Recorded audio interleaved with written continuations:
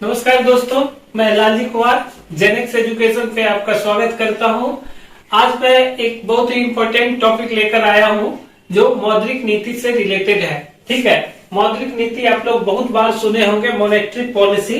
तो देखिए, monetary policy जो होती है वो एक व्यापक अवधारणा है जो कि आर्थिक नीति के अंतिम उद्देश्य के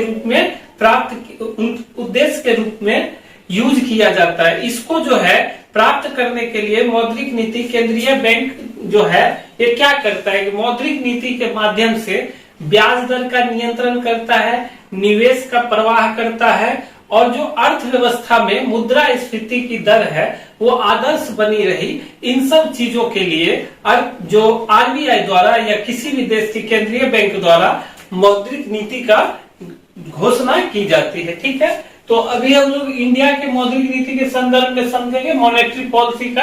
तो देखिए, मौद्रिक नीति समिति, तो सबसे पहले आप समझिए कि भारत सरकार द्वारा आरबीआई के 1934 के अधिनियम के द्वारा 45 ZB एक धारा है, उसके द्वारा मौद्रिक नीति समिति गठित करने का अधिकार है, जिसके माध्यम से आरबीआई जो है आरबीआई के सहयोग से सरकार द्वारा 6 सदस्यीय मौद्रिक नीति का गठन किया जाता है। ठीक है, उसके बाद ये जो मौद्रिक नीति समिति है वर्ष में 6 बार अपनी जो है अनुशंसा या 6 बार अपनी रिपोर्ट देती है, जिसके आधार पे जो है अर्थव्यवस्था में तरलता या फिर जो बैंक दर हो गया, मुद्रास्फीति की दर हो गया, कितना पैसा जाएगा नहीं जाएगा, ये सारी चीजें निर्धारित होती है कि कहिए कि एक तरह से विनिमायक के रूप में या कहिए कि एक बड़े कारक के रूप में कि अर्थव्यवस्था को प्रभावित करेगा कि किस तरह से हमारे देश में विकास हो, किस तरह से रुपये का प्रवाह बना रहे, बाजार में तरलता रहे और बैंकों के पास पर्याप्त धन हो और एक तरह विकास की जो है ब्यार बहे या विचारधारा को बल मिले।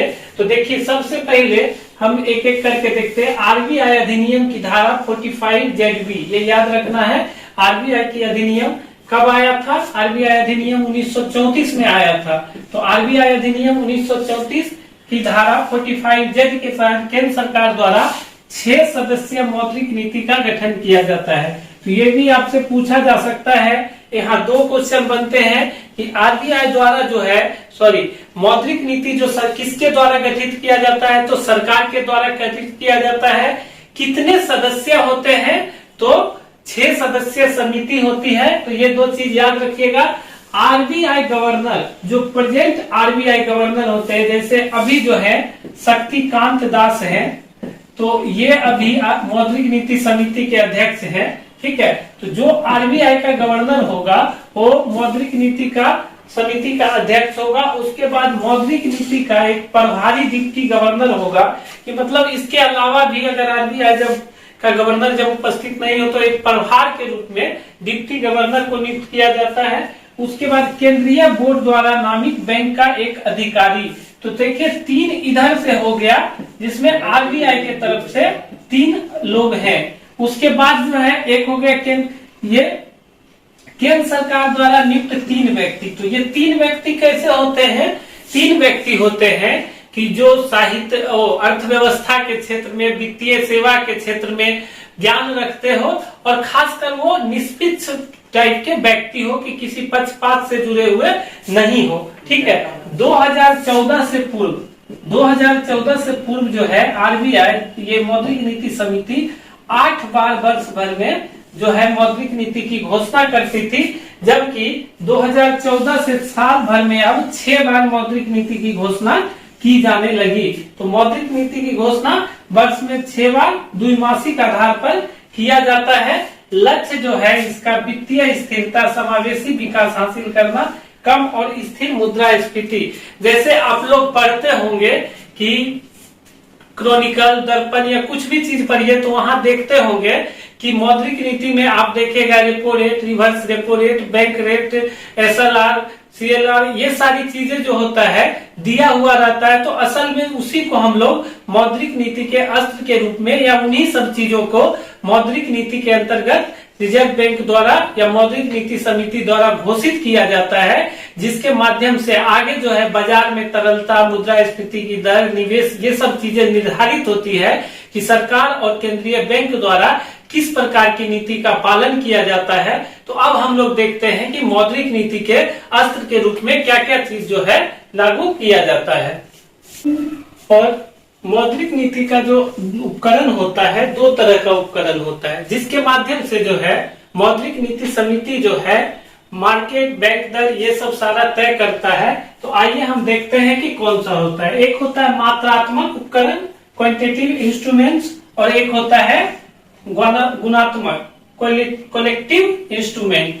ठीक है, तो ये सारा चीज बहुत बार एग्जामिनेशन में पूछा जाता है। तो ये 4, 5, 6 चीज जो है उसको आप लोग अच्छे से समझिए कि सबसे पहले है कि बैंक दर क्या होता है।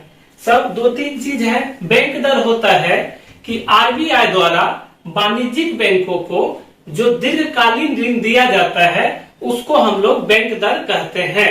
ये एक तरह से बेस रेट होता है जिससे नीचे कोई भी बैंक अपने ग्राहकों को ब्याज पे पैसे नहीं दे सकता है या उससे कर नहीं दे सकता है। एक तरह से ये बेस हो जाता है कि ये आपका बेस है, इससे नीचे आप नहीं जाइएगा। ठीक है, तो ये हो गया बैंक रेट। उसके बाद हो गया रेपो रेट। तो रेपो रेट में भी यहाँ कंफ्यूज नहीं होना है, आरबीआई ही देगा, वाणिज्यिक बैंकों को ही देगा, अधिसूचित वाणिज्यिक बैंकों को ही देगा, और ये अल्पकालिक ऋण देगा। तो जहां बैंक दर में दीर्घकालिक दे रहा था तो वही रेपो रेट में जो है अल्पकालिक ऋण दे रहा है। ठीक है, तो ये देख लेंगे हम। तो ये भी क्या है, आरबीआई ही दे रहा है, अधिसूचित वाणिज्यिक बैंकों को दे रहा है। तो ये अर्थव्यवस्था में तरलता डालने और निकालने के काम आता है। ठीक है, तो इसीलिए हम देखते हैं कि यहाँ 2 चीज क्लियर हो गया। रेपो रेट आरबीआई द्वारा अधिसूचित वाणिज्यिक बैंकों को जो है अल्पकालिक ऋण। उसके बाद रिवर्स रेपो रेट है।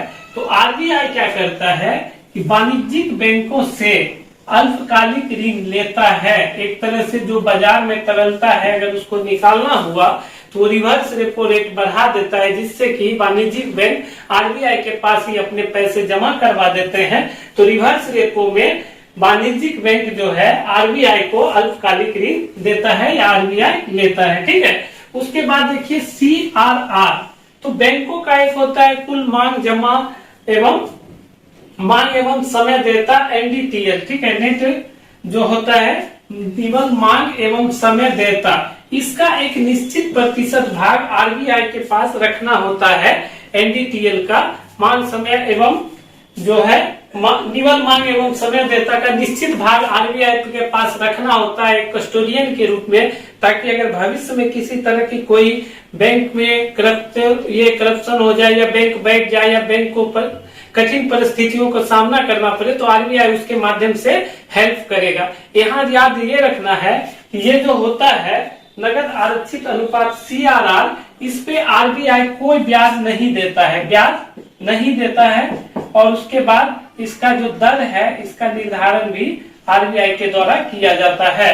तो ये दोनों चीज याद रखेंगे। उसके बाद वैधानिक सांविधिक तरलता अनुपात SRR जो होता है, ये क्या होता है कि वाणिज्यिक बैंकों को जो अपने कुल जमा का एक निश्चित भाग अपने पास ही रखना होता है, जो स्वर्ण एवं प्रतिभूतियों के माध्यम से, नगद में नहीं, स्वर्ण एवं प्रतिभूतियों के माध्यम से अपने पास रखना होता है।